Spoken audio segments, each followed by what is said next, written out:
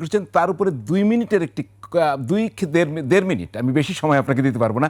একটু জানতে চাই, তাহলে তো একই পদ্ধতিতে আমরা ভিডিওটা দেখাই পাশে, একই পদ্ধতিতে বিচার প্রক্রিয়া চলছে। এই প্রক্রিয়া তো এখন কি হবে? আপনি যেটা বলছিলেন, আপনি যেভাবে ফাইন্ড আউট করছিলেন, সেটা তো কোর্টে প্রমাণ করতে হবে। সেটি কি সম্ভব কিনা একটু আমি জানতে চাই।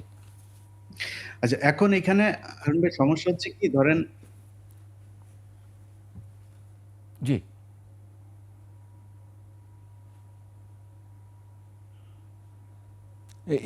ইলিয়াস বলতে পারেন আপনি। জি, আচ্ছা, না আমি ওটার সাউন্ড শুনছি, ভিডিওটার আচ্ছা, সাউন্ড আচ্ছা, শুনছি, এই জি, কারণে সমস্যা হচ্ছে।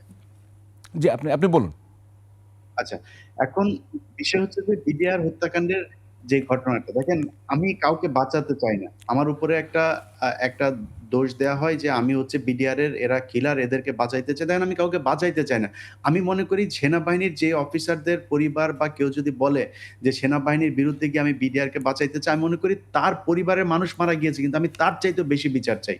কারণ আপনি যদি একটা মানে ছোট্ট জিনিস চিন্তা করেন যে এই ঘটনাটার সাথে যে আওয়ামী লীগের কয়েকজন নেতা জড়িত।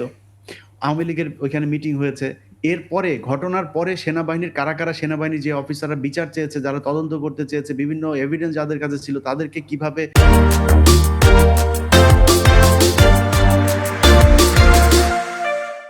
জেলে পাঠানো হয়েছে, দেশান্তরী করা হয়েছে, গুম করা হয়েছে, খুন করা হয়েছে।